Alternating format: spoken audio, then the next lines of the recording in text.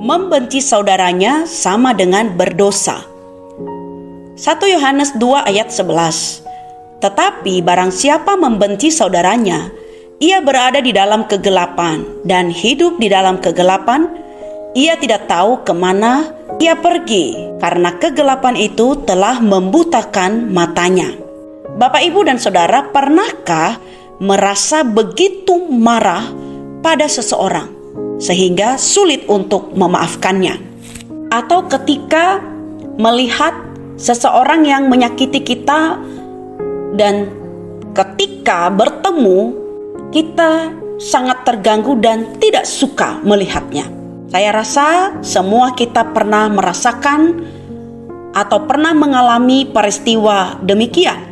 Firman Tuhan hari ini mengingatkan kita bahwa kebencian adalah dosa yang membawa kegelapan dan memisahkan kita dari kasih Allah. Penulis Yohanes di dalam bacaan tadi mengatakan bahwa membenci saudaranya itu artinya sikap ini berlawanan dengan panggilan kasih Allah di dalam diri kita sebagai orang percaya. Membenci dalam konteks ini meliputi kebencian aktif, yaitu keinginan untuk menyakiti, dan kebencian pasif, yaitu mengabaikan atau tidak peduli dengan orang lain.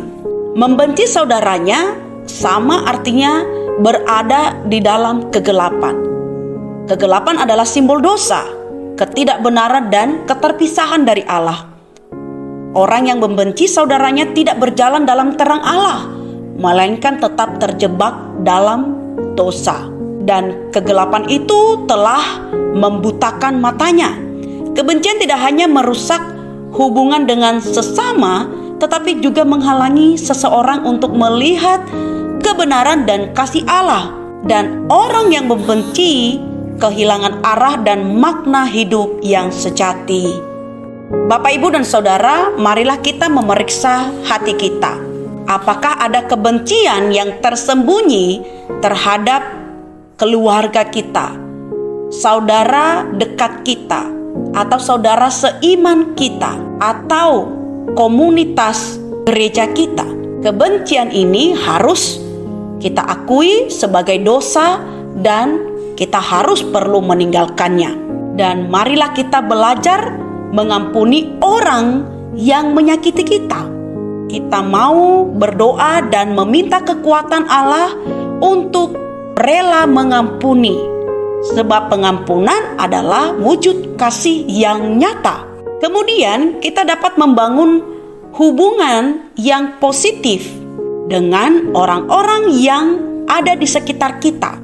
Terlebih-lebih mungkin pernah kita konflik, dan saatnya lah kita belajar untuk mengampuni dan mencoba kembali membangun hubungan yang lebih baik lagi.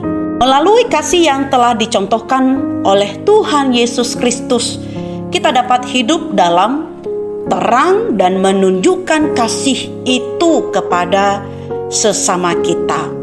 Marilah kita belajar mengasihi tanpa syarat dan belajar untuk mengampuni dan serta belajar hidup mencerminkan kasih Allah di sekitar kita.